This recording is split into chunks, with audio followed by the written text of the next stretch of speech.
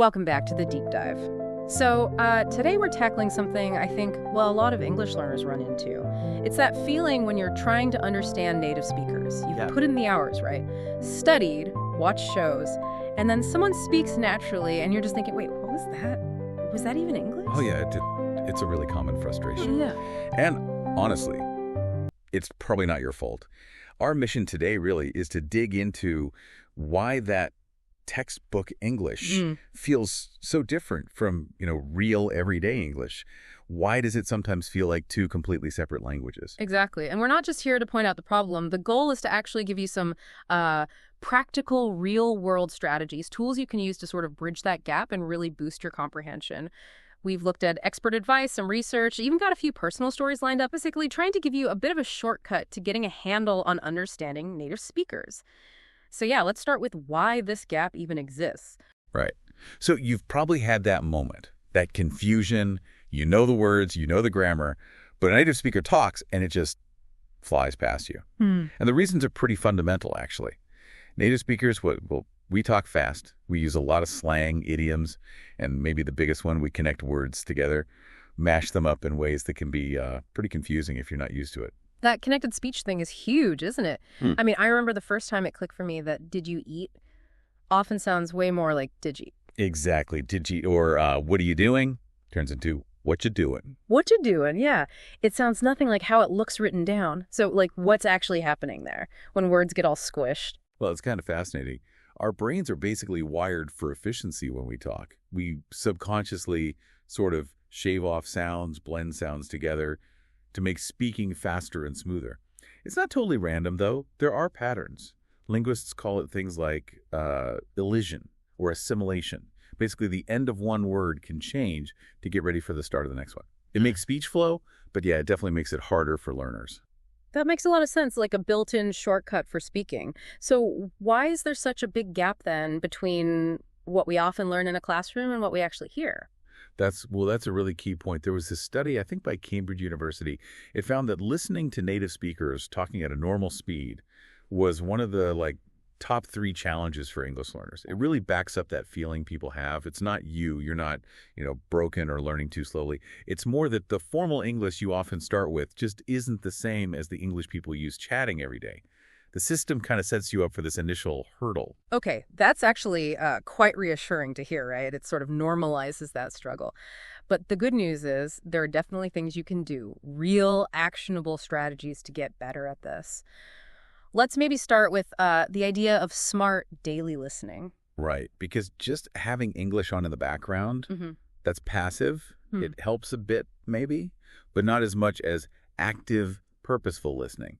What you want is to consistently listen every day if you can, but choose stuff that's just a little bit challenging, but also stuff you actually enjoy, podcasts, TV shows you like, maybe some YouTube channels, and don't just listen once and forget it. We often talk about something called the 3R method. Repeat, record, reflect. Okay, the 3 R's. Can you break that down? What does each R mean, in practice? Sure. So repeat is pretty straightforward. You listen to a short chunk, pause, and then say it out loud yourself. Try to copy the pronunciation, the rhythm, the intonation, everything. Okay, mimicry. Exactly. Then you actually record your own voice saying that same phrase or sentence. And reflect is where you listen back to your recording and compare it to the original native speaker. Where are the differences? What sounds are tricky? It helps you really pinpoint what to work on. That actually reminds me, way back when I was trying to get my English better, I used to watch Friends. A lot. And I'd do exactly that. I'd pause it after a line I liked, say it out loud myself, trying to sound just like, Chandler or whoever. Yeah. Then I'd rewind a tiny bit, play the original line again, listen to myself. It felt kind of awkward at first, but it seriously helped me tune my ear. That's a perfect example. That's basically shadowing, and it's super effective. There's actually research showing that kind of active mimicry can boost your listening comprehension by up to 40%. 40%, wow. Yeah, because you're training your ears and your mouth at the same time. You're learning to recognize the sounds and how to make them. It's like building muscle memory for the language. Okay, so nearly half the battle just by talking back to the TV. That's pretty cool. All right, so smart listening, shadowing. That makes sense. Our next strategy gets more into the nuts and bolts of how people actually speak. And it's something I really wish I'd focused on earlier myself. It's about mastering those real-life phrases and that connected speech we mentioned. Exactly. It's not enough just to learn individual words like going and to. Yeah. You need to learn the common chunks, the phrases people use all the time, and how those words get reduced or connected. So going to very often becomes gonna. Right. Or want to becomes wanna. Wanna. Yeah. And if you only know the full textbook versions, when someone says, I'm going to go now or want to grab coffee, it can just throw you off completely. So you have to ask yourself, are you learning the language people actually speak or just a formal written version? Oh, man. I have a story about this. I was in New York years ago just visiting, and someone in a group said, let me grab a slice. And I just stared blankly. Let me. Slice of what? I had absolutely no idea they were talking about getting a slice of pizza, not until someone else actually pointed to the pizza place.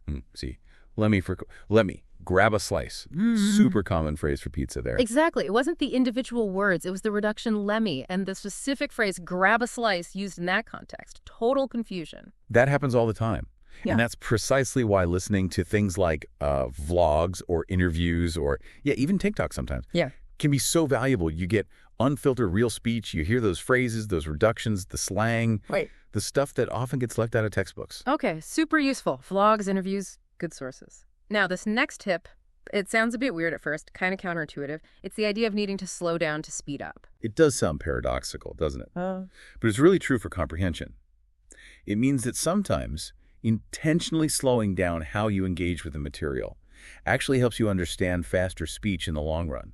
Like, one really good technique is repetition, but layered repetition. Take a short scene from a show or maybe a minute of a podcast. Listen to it, say 3 or 4 times. First time, no subtitles, just listen. See what you catch. Second time, put the English subtitles on. Read along, connect the sounds you heard with the words. See what you missed. Then maybe the 3rd or 4th time, turn the subtitles off again. Listen again. You'll likely understand much more. Okay. So it's not just passive re-listening, it's active, focused re-listening with different support levels. Exactly. That layered approach helps your brain make connections, fill in the gaps, and build recognition of those fast speech patterns. I used to get so frustrated if I didn't understand something the very first time I heard it. Felt like I was failing. Oh, totally understandable. But we need to shift that mindset.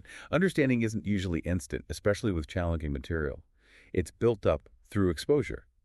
Through repetition. It is absolutely okay not to get 100% on the first pass. Nobody does. That's a good point. And think about it. Even native speakers sometimes miss things or need clarification. We say things like, sorry, what was that? Or could you say that again? All the time. So if native speakers do it, it's definitely okay for learners to need things repeated or to ask for clarification. It takes the pressure off trying to be perfect instantly.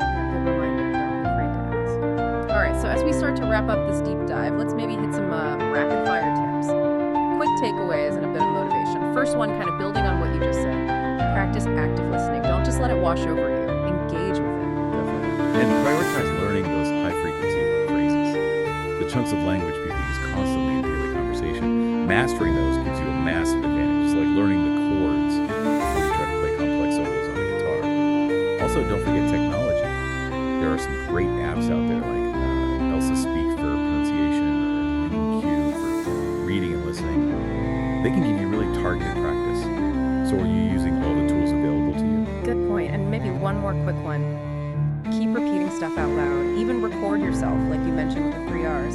Hearing yourself is, sometimes cringeworthy, but it's so helpful for spotting where you need to improve your rhythm or sounds. So what's the big picture message here for you listening right now? I think the biggest thing is don't give up. Seriously, you're probably much closer than you think. Improving your listening comprehension, it really is like going to the gym. You don't get strong after one workout. You have to be consistent. Keep training those listening muscles. Build that linguistic strength over time. Yeah, great metaphor. So, okay, to really unlock